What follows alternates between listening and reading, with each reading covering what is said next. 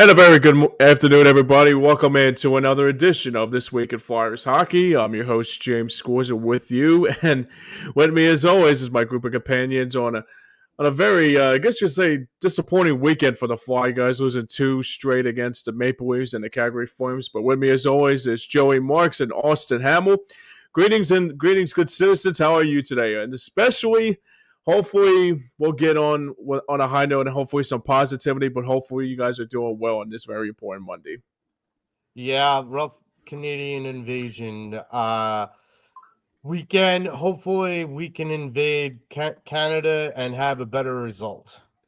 Yeah, I mean, it was not a good weekend for the Flyers. Like I mentioned, it could have been a lot worse if the last couple games that went could have gone their way. But let's get into our weekly recap like we always do over the week. So the Flyers coming into the weekend winning rather two games against the Penguins and against the Nashville Predators on Tuesday and Thursday. But then the weekend came around for the Maple Leafs coming into town at Calgary. Just didn't feel like they really got it going the last couple games. Joey, I'll ask you this first question. What do you think went wrong with this Flyers team over the weekend? Because it was not pretty to see the Flyers struggle like this over the weekend. Well, there's a couple things, and to unpack a little bit of it, I would say the blue line to blue line offense was not there. You Right. know, being able to get the puck into the offensive zone from the neutral zone effectively and efficiently early and often. I think early on in the Toronto game, it gave me motivation because we scored within a minute of the game starting. And then it just felt like the offense kind of took a little bit of the foot off the gas. And I didn't understand why, considering Stolars came in struggling. Actually, both goaltenders, both Stolarz and Wolf, both were goaltenders that came in struggling on the Mm, weekend. So this was a opportunity missed by the Flyers offense because in some ways they could have kind of gained two wins here against two goaltenders that at the time were not looking good. Now, coming off of this weekend, now you probably gave both goaltenders some upward momentum. Another big key to why I think the Flyers struggled this weekend was aiming the puck. I mean, so many of uh, our pucks that we shot from the defensive side of things, from defensemen and the point and whatnot, they hit friendly fire. They didn't hit the net as much as they hit, our own players. Someone like Tyson Forrester got hurt. Sean Couturier got hurt at that's right. one point in time. Like these are things that I know somewhat you can avoid, but in other ways you can't. Your whole goal, Takit's whole goal is to get as many bodies in front of the crease as possible. I understand that, but there has to be a part of that where it's not just, hey, put your body in front of the goaltender and hope for the best. You're gonna have a defensive player rip a slap shot, and you just gotta hope that it doesn't hit anything sensitive. Yeah. And that is a difficult thing. The last problem I feel like this team had was sustainable offense. Hmm. We came into this weekend with a very hot power play, and I just felt like we cooled down significantly in this weekend, and I think that that had a bigger impact on these two games. I think not having an effective power play and being able to not be able to be efficient with our shooting and not being aggressive enough from blue line to blue line. Yeah. Yeah, I mean, I think the other thing that stood out to me, and I'll ask you the same question to you, Austin, but I think what went wrong with this Flyers team over the weekend was it feels like Toronto was like you've seen Toronto many times before and how much aggressive they have that puck on net. Even back in the day when they had Mitch Marner on that offensive side, and even they got players like obviously Austin Matthews is a good example, William Nylander, and also Matthew Nyes, and this, that, and the other. The thing that I said that what went wrong with this Flyers game this weekend is just that I think it was probably, like you said, it best there, Joey, was like the friendly fires or the shots on goal by the defenseman hitting either Sean Couturier or maybe either shooting. I mean, seeing like a puck like actually hit Tyson Forster, and now he's going to miss a majority of the week with the now he's on IR due to that. But Austin, I'll ask you this question, like I asked Joey to. What do you think went wrong? What do you think went wrong with this Flyers team over the weekend? Well, aside from the two very, very agreeable points that Joe has brought up, one of the things is just a lot of it was some of the bounces that we had going our way weren't going our way this weekend. Right. I feel like a lot of it also hinged on momentum. Toronto took that lead from us after we scored early in the first period, and I feel like it sucked a lot of the motivation out of the guys in that game. Just because of the fact that Toronto is a very potent offense, and the way that they attack you, if they see a little bit of the wind coming out of your sails, they're gonna capitalize on that every single time. And I feel like they took a lot out of Philadelphia, and the Calgary game to sort of round out just how big of a dip that was in the momentum of Philadelphia. So many opportunities that Philadelphia had where, like you were saying, Joe, the shots just weren't there. Like the shot, like they were throwing the puck to try and get it towards the net, but they were shooting very wide on a lot of their opportunities throughout that Calgary game specifically.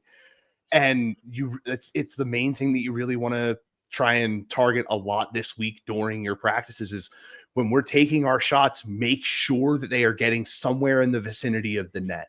I know a lot of the times you're hitting bodies in front, be it friendly or otherwise. But if you can just get pucks on net, man, you have guys that are crashing around you. A lot of especially Calgary, you saw it in that game. They were collapsing heavy on the net when we started to approach. So if you can just create that traffic, have a puck that can get eyes, just get it on the goaltender, because the more opportunities you get putting the puck in front, the higher the probability of you being able to either have it see its way through or have someone that's right there in front be able to clean it up. And it's a lot of that. And we're probably going to talk about this a bit later. Part of the criticism that Tocchet gave after the Calgary game, it kind of makes sense when you think about it, because I feel like the word that he was using wasn't the one that he wanted to use. You have to have a certain level of tenacity to play in the NHL. And this team, you can see that there are flashes of it. It's a team that is still technically rebuilding. So you're gonna see flashes in the pan of everything that they have. What it's gonna be a lot of is, can you consistently keep that flash going? And I feel like this was the first time we saw it sort of putter out a little bit, was this weekend between the games against Toronto and Calgary. So it's going to be a lot of reinstilling the confidence in the guys. You know, losing Tyson Forster is big. He's been your better goal scorers. You need to be able to rally around that. Trevor Zegras is starting to get hot. TK just scored career goals number 200 and 201 during this week. You had that huge dust up with the Penguins going into the shootout in that game. That's the kind of stuff that can carry you through a couple of games. And I feel like they blew a lot of it against Nashville, because Nashville is a team that's sort of in flux, trying to figure out where they really stand in their conference and their division more specifically. So they're playing with house money. So they're just playing wild. And you had to sort of match that kind of intensity that they had. And I feel like it took a lot out of you. And then Toronto got that lead, and it just sort of snowballed from there. And then it snowballed into the Calgary game. Like there was just a bit of a lack of, like Joe said, trying to really will your way through the neutral zone into the offensive zone, when that's not how you need to be playing it. You can't be trying to force your way in, because that's when you end up giving up the puck more. You need to find those seams, get the passes through, keep them crisp. As things start to fall apart, a lot of great players fall back on their fundamentals. And I feel like a lot of our guys are just forgetting how to do that. Right. They've been playing a certain way for so long, and especially some of the guys that have been here for a few years, they've had their confidence rattled during the whole. God, I forget his name now because my brain wanted to block him out so bad. The Tortorella regime, Sure. That some of them are trying to find that again, and it's becoming a little apparent. But you definitely, this is where you take that extra time in practice, have the guys stick around a little bit longer, just so that way they can prove to you that they do have it. It's just they had a little blip in the radar where, it happens from time to time. So what you need to do is you just need to fall back on the fundamentals, play fundamental hockey. You'll find your way through it. It's a long season. You just have to be willing to put forward the commitment. Yeah, and I think that's the thing too, because you think about the Flyers team that we talked about over the week, is that the one thing that they did well over that Penguins game was that they forechecked well, and they also played to the standards of what Flyers hockey was supposed to be like the last couple of weeks or so. I mean, the Nashville game was a little bit shaky. I mean, they had some moments that they coughed up the puck a little bit, but Nashville, I didn't think Nashville was going to be a team that was going to come in there and just going to come in there and leave here with the victory, rather. But the Toronto game was a little bit of a step back a little bit. I think probably, if that's the right word, maybe because of like how Toronto is. The Calgary game kind of annoyed me a little bit more, is because after the game they played the night before, it kind of translated into the next game. Was like after the Maple Leafs came into Philadelphia and left there with 2 points, I was like saying, okay, they'll bounce back tonight against a Calgary team. And I kind of, like I said at the beginning of this pod, I said they never really got it going. I think that's probably the most important thing. I think that's one of the reasons why that it's an 82-game season and not a 16 or 17-game season like it is in football. But overall, I mean, you guys said it best perfectly. I think that's one of the reasons why. And I think coming into tomorrow without Tyson Forster in the lineup, and also depending on Sean Couturier, if he's like still limited with that shoulder injury, it's going to, I mean, heaven forbid if there's another injury that we have to deal with, like a Couturier that has a setback like Tyson Forster isn't. I mean, we even lost Sam Merson due to that goaltender. I mean, we lost him during the week, and now he's on IR for a couple more games. But hopefully tomorrow will be a better showing of it too. So I was going to ask you like the standout performances this week, but there was kind of like, I think the big storyline that was the last week was obviously was Trevor Zegras and even Travis Konecny, who, like you said, Austin, that he scored goal number 200 and 201 in the season. And not to say right now, I mean, Travis Konecny and Zegras has become a real good positive to this Flyers team, especially going forward. I mean, but Joey, I'll ask you this, is that with Trevor Zegras and Travis Konecny, the two goal scorers that were this week, what would be the top key for you this week, especially when you take on Montreal tomorrow, like a Cole Caulfield, who's playing the lights out along with that Montreal team? How do they continue to have that level of success again, like they had the last week with Zegras and Konecny at the helm? I think it's something you brought up earlier about the Penguins game. They have to get onto the forecheck early, and they have to put their foot down. Here's the thing: if you can get into the offensive zone, and you can have Zegras create, then you give TK opportunities, you give Zegras opportunities, and whoever that third man is on that line, whether it's Owen Tippett, I mean, that was. I get there's a built-in excuse for Calgary, and I've heard this a couple times today, is that Calgary game, because of the Tyson Forster injury, all the lines kind of were jumbled up. In fact, at the beginning of the third period, Tocchet basically switched the lines again because he wanted to gain some level of momentum. By putting out those pairings. Now, look, if you go out there with new guys, you don't always know how those guys are reacting. The chemistry gets a little bit jumbled. Now, that being said, at this point, you still have to stick with the fundamentals. Sure. Meaning, see puck, shoot putt.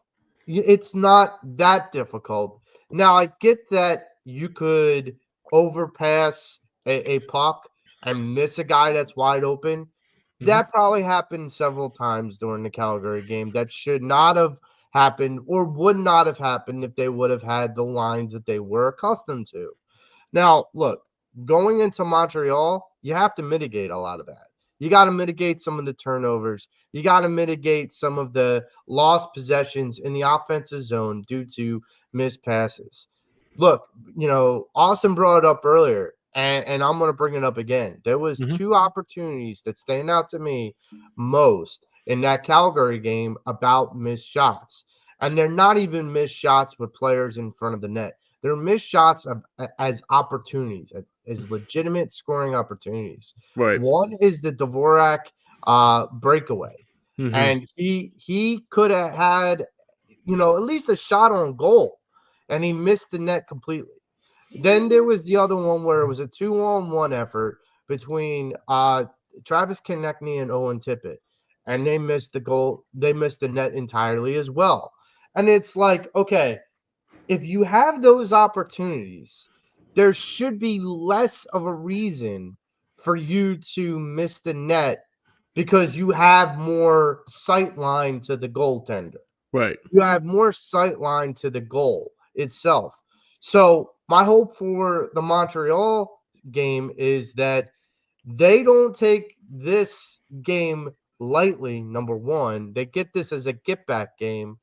And then number two, they utilize some of their forechecking and get aggressive like they did in the Pittsburgh game. Because it's time to get back to being aggressive. Because if you're going to go down and get hurt like Tyson did or like Coots did or whatever, I'd almost prefer that we go down swinging. And that's just how I feel in the Montreal game, is that we have to get the forechecking going and we have to mitigate some of these turnovers. Yeah, absolutely. Austin, I'll ask you the same question too. Like I asked Joey, what would your keys to the game be for tomorrow's game against Montreal would be like actually? The main one for me is going to be winning in the face-off circle. That's where you're going to have to be able to start, especially in the offensive zone. In the Toronto game, not having Couturier proved to be one of the major differences. We got dominated in the face-off circle. You saw it improve in the Calgary game, but that alone isn't going to be the major swing. Consistency in the offensive zone is your number two. If you can win those faceoffs in the offensive zone and maintain pressure while you're holding the puck, you're going to have yourself a better chance at winning the game. And then number three, honestly, it's more a player that I over the weekend took a bit more of an appreciation in seeing him play, and that's Grabankin. Coming in to play in place of Couturier on the roster on Saturday against Toronto, and then taking the place of Tyson Forrester in the Calgary game. He had some really good play out there, even playing with, I believe he was with Zegras and Michkov at one point. Like the guy is he's got some talent, and I loved watching him play over the weekend. So if he can, I feel like wherever he's plugged in, if he can get going with that line, they'll see a lot of success. And that also sort of falls into just your overall offensive play again. You have guys that are very capable on this team offensively. Jamie Drysdale getting some work, getting on the scoring sheet, putting a goal in.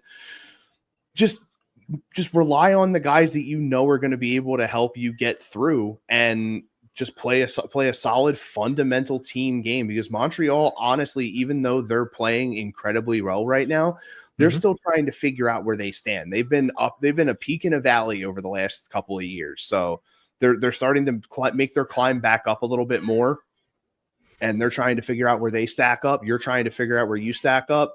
This is a good little matchup to see where you really stand in some of the more, I guess you could say, mid-level competition in the conference and within your own division.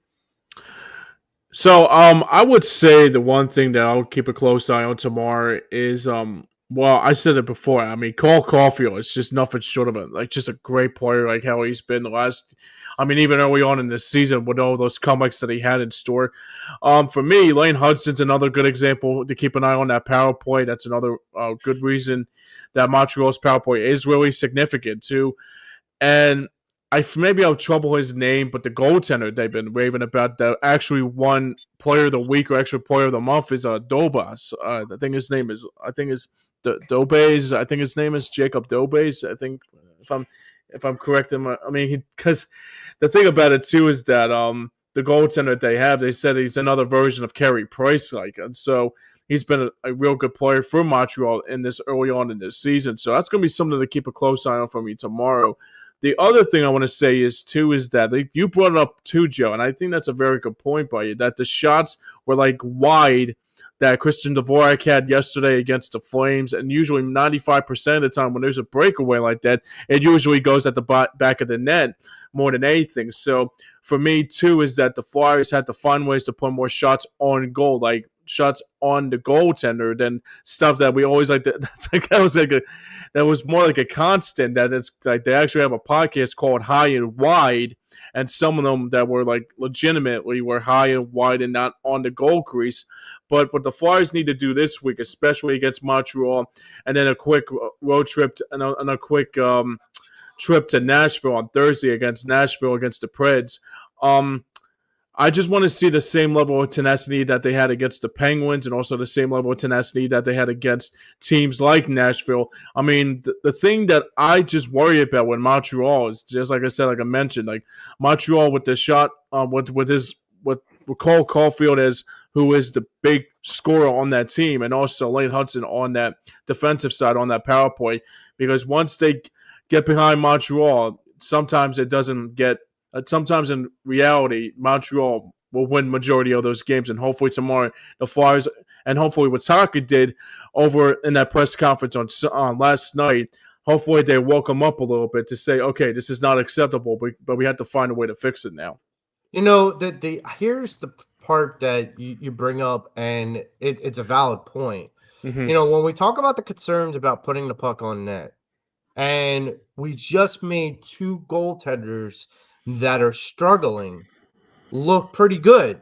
Yeah. I mean, look decent. I'm not going to sit here and go overboard, but they look decent. Mm-hmm. Now you're going to go against the goaltender in Montreal, where he just got done winning, Player of the Month. And this guy looks like another version of Carey Price. Here's the thing you have to concern yourself with. Okay, that guy is a talent when you put the puck on the net. But if you're missing the net 65, 75% of the time, you're doing him a favor. Put the puck on the net, make life difficult. That's why it's important for forechecks. That's why it's important not to take dumb penalties. The Flyers penalty kill has been amazing this last, 10 games. This needs to continue. But you can't do that if you're not being aggressive. My correction is that actually he won the third star of the month, not the player of the month. That's my fault. So, Fine. but I think the other thing too with Dobes is that he, like I said, I mean, Montreal has had goaltenders. I mean, you can go back a ways like Patrick Waugh, Carey Price, Yaroslav Halak, and the list goes on. And honestly, what the Dobes goaltender situation here is that they even have even for a time being, they had Sam Montembeault for a while. I mean, they had Caden Primo, the son of Flyers centerman Keith Primo, for a while. But with Montreal, I think the one thing that you have to do tomorrow, especially in this game with the you have to put a lot of pucks on net here. And the other thing, too, I will say about this, too, with the goaltender situation here, is that we actually made Dustin Wolf look like a star goaltender last night, even though there were 2-9-2 coming into the game last night. I mean, yeah, Anthony Stolarz is a great goaltender for the Maple Leafs. So I wasn't pissed off how they played on Saturday night, but last night was just completely unacceptable, in my opinion. Yeah, it was that Calgary game was just really, really gut-wrenching, knowing how this team is capable of playing a hockey game. To see them come out as flat as they did not feel great. No, it didn't. And I mean, the other thing, too, is that I think the one thing that stuck out to me last night is that there was a lot of chances that the Flyers could have easily put them away, and they just never really got it going. Like I said, I mean, I keep on preaching that choir here, but I'm just saying right now, I think that's one of the reasons why the Flyers slipped up these last couple games, because either they thought, okay, Toronto, it's kind of like a scheduled loss, dare I say that word, but then the Flames were like, okay, we got the Flames, and we'll come back and easily like put a can of whoop ass on them. But then Calgary was like, okay, you lost to Toronto, so we'll just do whatever we can to. I mean, Calgary like had nothing to lose, and I guess the Flyers got ahead of themselves last night too, more than anything. Yeah, I think that's what Taka was kind of getting at. Sure. We don't want to ever say the word scheduled loss. We don't want to Right. use that terminology. But I think Taka, in some ways, as ugly as the Toronto game was, he's like he could plausibly chalk that up to just Toronto being good and being talented.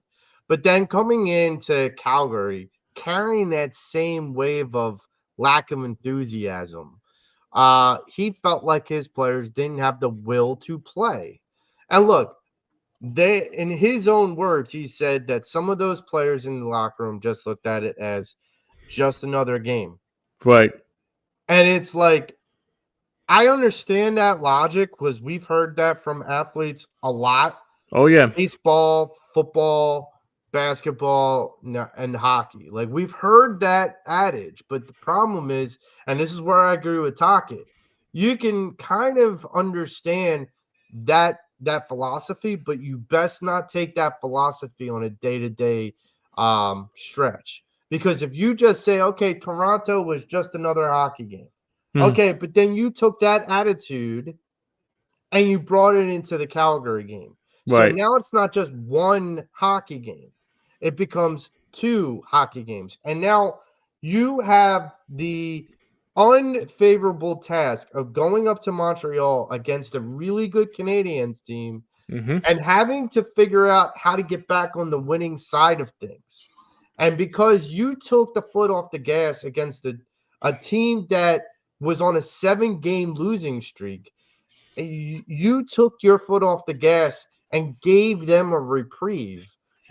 Now, all of a sudden, you're the ones looking yourselves in the rearview mirror, asking yourselves, what do we do to get on the other side of this? If they don't win against and I know we'll get to our predictions later on, but if they don't win against Montreal, I almost dare I say, that the Predators game is a must-win game. Right. Well, Yeah, sorry, Austin. I was saying I would totally agree with that, especially coming off of the weekend that you just had. If you lose to Montreal, you're coming into the Nashville game on the back foot, and you're going to need to fight a lot harder to get that win, just to sort of try and shift that momentum back into the positive. Yeah. And that's the thing too, because you think about it too, like the Flyers now, after losing these 2 games, that they were just 6-3 after that Nashville game, 1 game away now they're back to 500. I don't want that to happen with this Flyers team, especially, and even my dad brings up a good point here. Joe Scorza says, like he said, if you want to play April, May, and June, you have to play hard hockey at the same time too. And the words of Peter Laviolette, dare I say it, is you got to play with some jam sometimes, especially and. The other thing that really sticks out to me the most, and we'll get into around the National Hockey League update here. So for the Flyers that need to do tomorrow and then on Thursday, and especially coming up against Ottawa on Saturday, they have to play the game that they had early on in the season. They don't have to. I mean, the one thing I would say about this Flyers team that is a constant here is that, yeah, sure, it's only the 7th or 8th game of the season, or maybe 9th game of the season, or maybe longer than that. But overall, they have to look at every game as not as a must win, because it's not postseason hockey yet, and also what the standings are in the postseason. But they have to say they can't get ahead of themselves. They can't be getting ahead of themselves and say, the Leafs game, forget about that Leafs game, forget about it. But that Sunday game against the Flames, I said to myself, okay, now we had to flip the page here, but now you lost 2 home games back-to-back in a matter of 24 hours. It's not acceptable.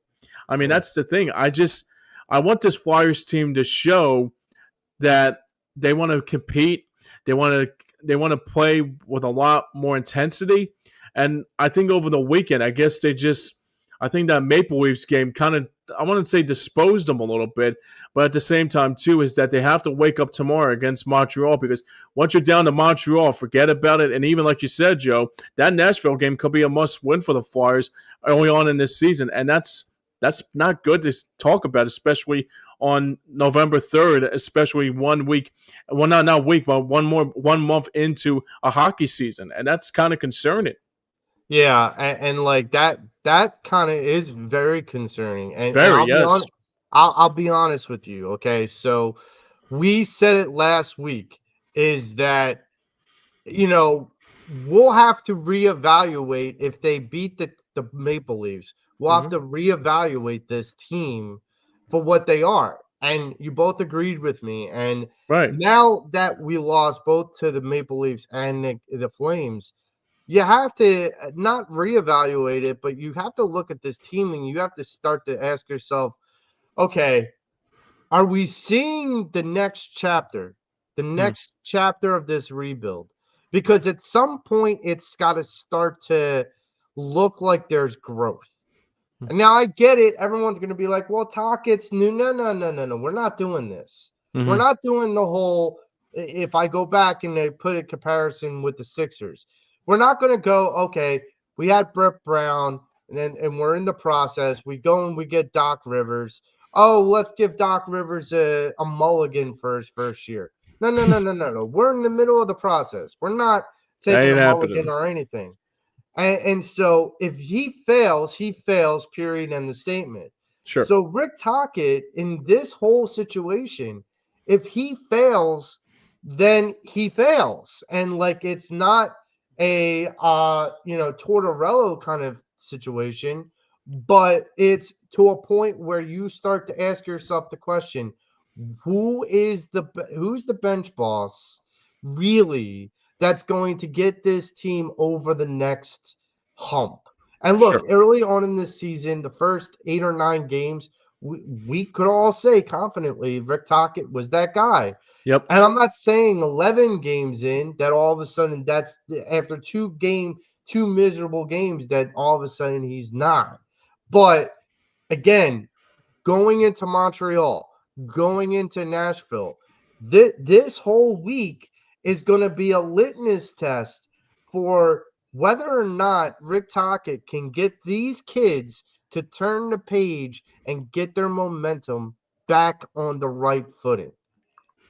Yeah, absolutely. And the last thing I'll say about this too, Joe, is that if the Flyers can get back to the same groove that they had early on in this season, that they had the same level of leadership and say, okay, 2 games, they need to come out pissed off, basically. They need to come out in this game against Montreal tomorrow night, and especially in a game against Nashville, coming into this game tomorrow night and say, okay, these 2 games, that shit ain't happening anymore. Now it's time to play, and now we got to play a physical. I mean, I'm glad Tocchet ripped them a new one, because somehow in some way it's a wake-up call now. It's okay.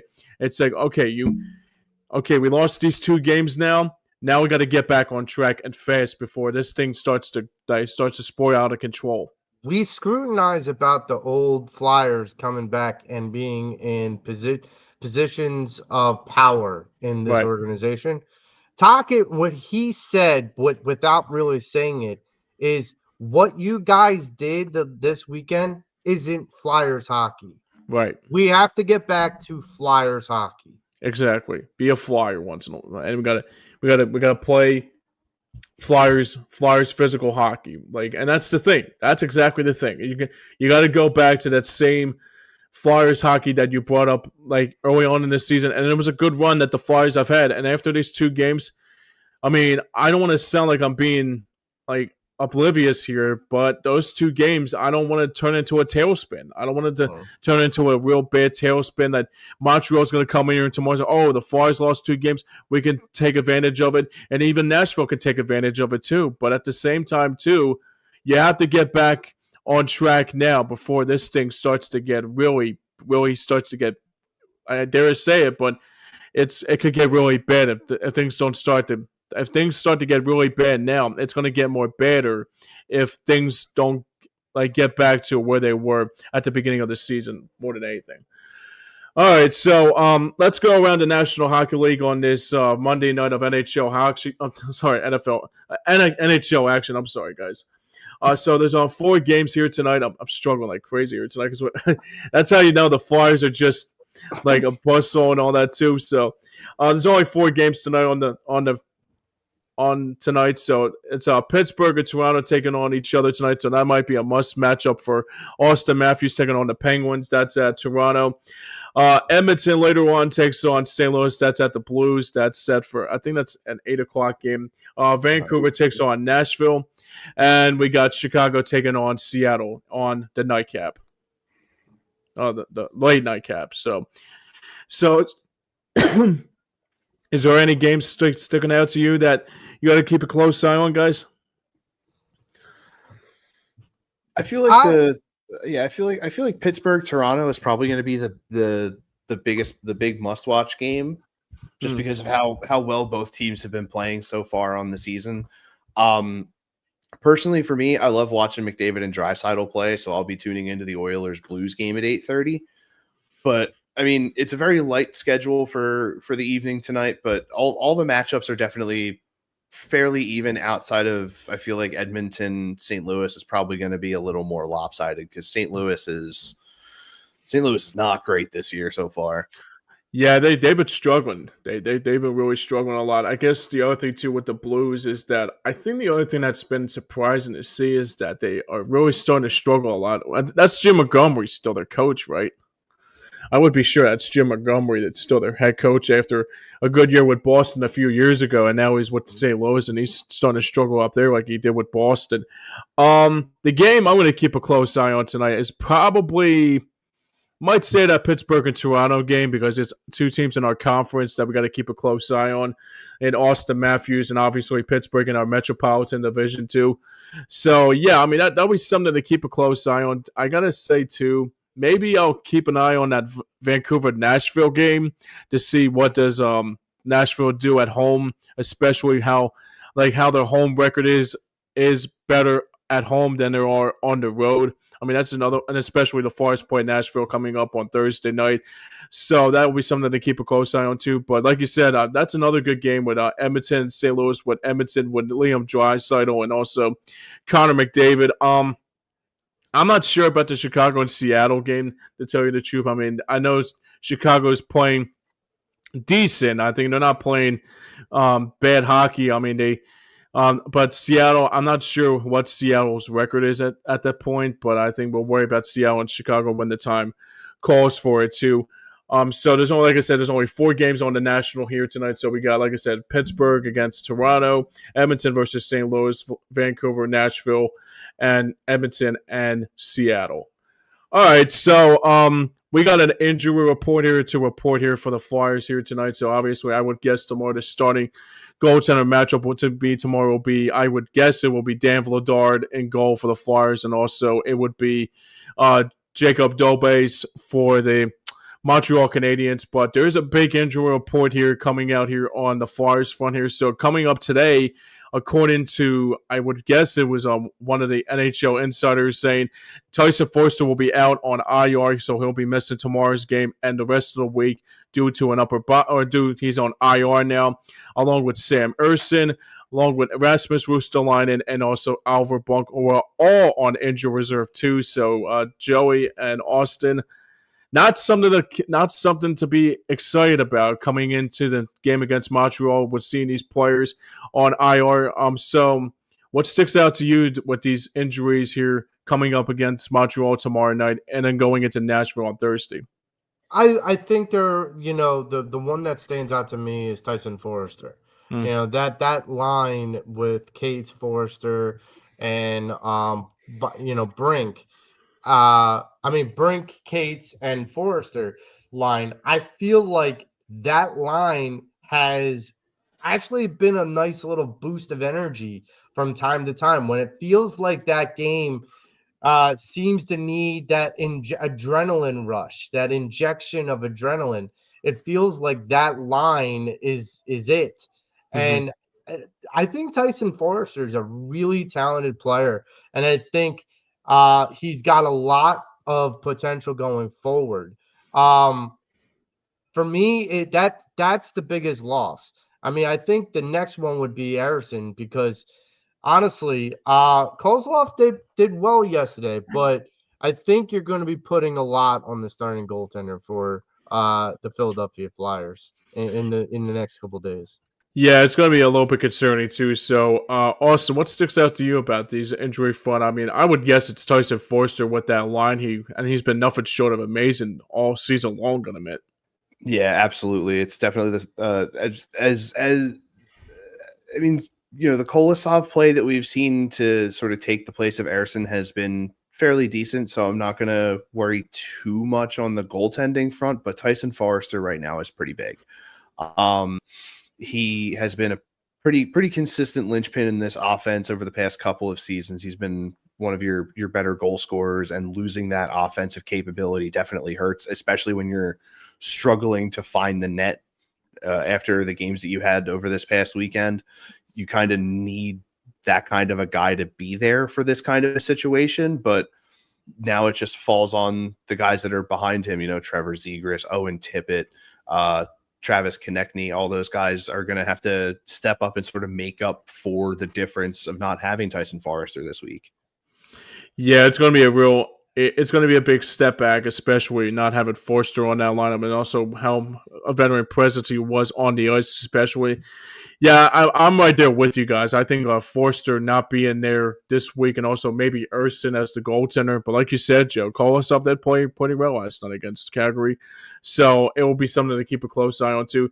And also it'll be something to keep a close eye on too, who that number one goaltender going forward here. It would be maybe like Dan Vladar, who will be their goaltender going forward here. So that would be something to definitely keep a close eye on, especially coming up when games start to get more intense, and also when things start to get real, especially for postseason play. And hopefully Ersson will be back soon. The other thing too with Rasmus Ristolainen, you know how much of a big fan I am, Joe, with that big powerful defenseman, but I think now it's probably the reason why they haven't played Rusto is they're probably looking for a trade partner, if that's the right word. But then again, he's on IR, obviously, so I won't blame injuries for that being the reason. But I think the reason why they probably haven't seen Rusto, obviously, he's been on IR since the beginning of the season.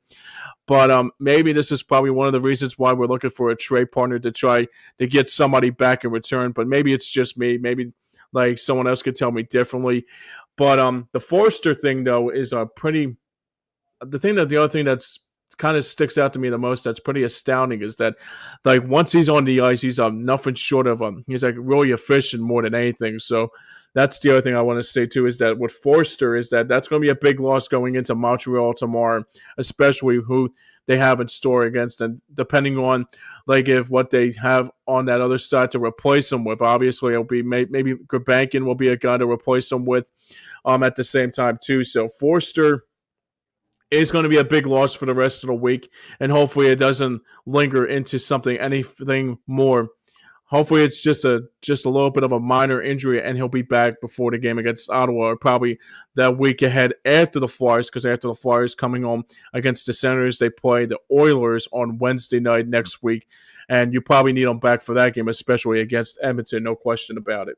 I mean, that's the thing is, James, it's a domino effect. Like once one guy goes down, even if it's a fourth liner, once one guy goes down, typically because of some of the other chemistry with some of the other forwards, it's a matter of shuffling the deck. And, Right. and I feel like Tocchet is doing the right thing by doing that, because you're getting to know who plays best with whom. And we already know Bobby Brink, Tyson Forster, and Nolan Cates. We know that they can play well together. Mm-hmm. But with Tyson out, it's going to be a matter of, okay, who's that next adrenaline rush? Who's that line? Who needs to step up, right? That can give us that boost. Mm-hmm. Yeah, I mean that's the thing, Joe. It's kind of like we say about like in the second half of football, like who needs to get hot in the second half.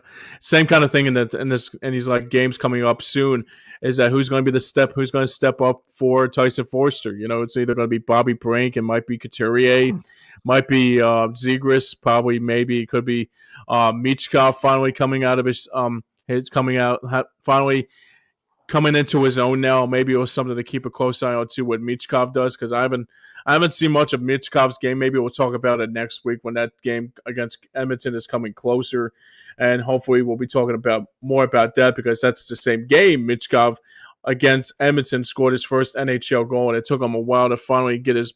Once he finally got that goal of his first NHL, it's been and his first goal in the NHL. It was actually probably one of the best, probably a fun season for him in his rookie year. And hopefully maybe it's probably a mixture of a sophomore slump, but then again, maybe he's still trying to find his footing with the new head coach in that too.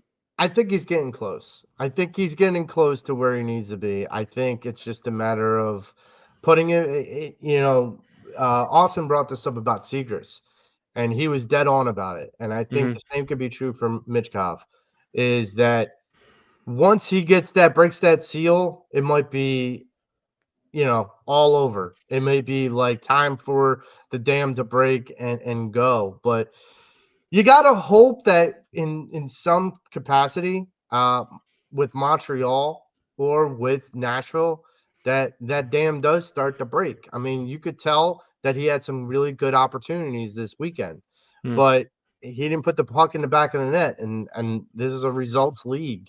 And if you can't put the puck in the back of the net, all it is just a shot on goal. And that doesn't win you games. And so, yeah, we'll see how it translates, but I'm still cautiously optimistic about Michkov right now.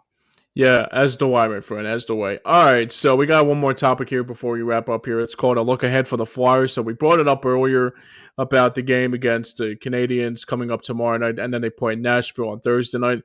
Then we got a matinee game coming up on Saturday afternoon against Claude Giroux and the Ottawa Senators. I'm sorry for to say that, Joe, because I know how much you can't stand. I try to poke around with that once in a while, but so simply put, how do you think the Flyers will do this week against those three teams I mentioned? Joe, I'll start with you first. I think they have to go 3-0. I think they have to, and I think that's going to be a very difficult task to do, but I think they have to. I think they have to go to Montreal and take care of business. I think they have to go to Nashville and do it.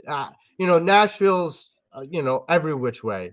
So I feel like if you take care of business with Montreal, you go into Nashville and you start to build momentum. Once you build that momentum with those two road games, I feel like the Ottawa game on Saturday is you already have that momentum built. And you have to sustain it because as you brought it up earlier, you have Edmonton on the horizon. So you need to build it up and sustain it. Yeah. So 3-0 is my prediction. Okay, so you got 3-0. Okay, so Austin, I'll ask you, how do you think these Flyer guys do this week? I see it being a 2-1 week. I think you lose to Montreal. Montreal is hot, but you take a lot of positives away from that game. I feel like you may even take them to overtime. Cole Caulfield's probably going to do his thing, force overtime, win the game after that because he's just been that kind of dude these past couple weeks for Montreal. Yeah. But you take a lot of good from out of that game, the fight that you have in it, the way the offense is starting to pick themselves back up after the weekend that you just saw, and they carry that momentum into Nashville, walk through them, and then come back and have a really spirited, strong, I feel like a late goal to get the win against Ottawa, to carry like Joe said, to carry momentum forward going into a very daunting matchup with Edmonton next week. Yeah, absolutely, and that's the thing too, because that Edmonton game is that will be on Wednesday, so we have another This Week in Flyers Hockey, so we'll probably dissect that more next week, especially on a busy night of NFL football too, with the Eagles playing the Packers that night on. So it will be a busy night in the Philadelphia area too for that too. I don't think the Sixers play that night though, but I'm not sure though. For me, Yeah, I think I'm right there with you, Austin. I think it's going to be a 2-1 record. Because like I said early on in this pod, I said easily that Cole Caulfield has just been on a tear as of lately in the NHL. So he'll be something to be forced to be reckoned with tomorrow. But I think if the Flyers get it to overtime, but they lose in overtime, but get the point out of it, I'll be okay with that. Nashville. I was talking about you with this on Saturday, Joe, that Stamkos is basically, I mean, he's just irrelevant now. I mean, he's not the same Stamkos as we always know that we always knew about with Tampa. I mean, yeah, he still has that slap shot here and there too. I mean, Roman Josi is the same player that, I mean, he's not the same player like he was. But I have to say the one guy I have to keep a close eye on if there is a guy out there. It might be Jonathan Marchessault, the big, I think the forward that plays on the same line with Stamkos. So maybe keep a close eye on him, if that makes any sense. And maybe Evangelista too, like another guy that's a good player on that Nashville front. But even Ryan O'Reilly, I forgot about Ryan O'Reilly, who's like been in the NHL for so long, and it's hard to believe he's still playing at a pace he is. But that's going to be keeping a close eye on too. And I think for Ottawa. Ottawa's a team. They don't scare me, but they annoy me. You know, they bother me with like the Brady Kachucks and the Stutzlas and the even they got like obviously Claude Giroux, but Claude Giroux is another story. But yeah, I mean they're just a feist. They're not a feisty team, but they just annoy. They just annoy the shit out of me. I'm not going to lie to you. Part of my French here, but I just can't stand Ottawa to begin with. So I'm in the same boat as you guys. I'd say that the Flyers hopefully go 3-0 for you, Joe. But hopefully I'm in the same boat as Austin. I'd say they go 2-1, or maybe 2-1, or maybe 1 to probably 2-1-1 if they lose that game tomorrow night against Montreal too. Along the way. I gotta ask. So Sure. there was I don't remember the gentleman's name, but on Calgary. They had on the telecast that this one guy was 6'8", 230 pounds. And I'm like, okay, if he's 6'8" without skates, that means he's 7 foot with skates. Oof. I'm like, I don't even want to. Where are these people coming from? Like, got me, dude. I really want to know, like, where are these? I mean, we thought Eric Lindros back in the day was a phenomenon at his height and his weight, but that guy like make dwarfs Eric Lindros. And so like here's my thing, when we start to get close to the trade deadline, don't be surprised if the Flyers, you brought up about Ristolainen. I would not be surprised if the Flyers went and got a guy with not just height but power. Meaning someone like a guy that can have a slap shot, can sustain the boards and that point. When we look at these next 3 games, really pay attention to someone that I think is going to come out and shine, because I think he realizes he has to, and that's Travis Sanheim. I think Travis Sanheim is going to prove why he's one of the top defensive players in this team. Yeah, and even my dad, Joe Scorza, wasn't Charles tall like that too. So he was I mean, there was another one that was like tall like that too. I think it was Shea Weber was a pretty tall dude too. Yeah, so I mean, even like tall guys who have that slap shot like that. Sheldon Souray was another guy that I always one of those like under the radar, like scary, hard slap shot, big guy on defense. Sheldon Souray was that guy for me back during his Anaheim days. Yeah. Pronger was like pretty tall too. Pronger was a good tall. Yeah, I mean it was kind of like the old days of basketball when you had the center guy that would just be the one at the post, like kind of like the Dikembe Mutombos and the obviously Tom McCullough. Or you mean like Tom McCullough, like or even, it just reminds me a lot of like what the NFL has done with the tight end position. Right, like they're all like 6'5" and above, like former basketball players. I think some of these hockey players are just like, I couldn't do it on the court, but I can do it on the rink. Yeah, and it's as a guy, you know, I'm gonna stick up for the short guys. For the 5'9" and 5'10" guys, like, can you give us a little bit of praise too?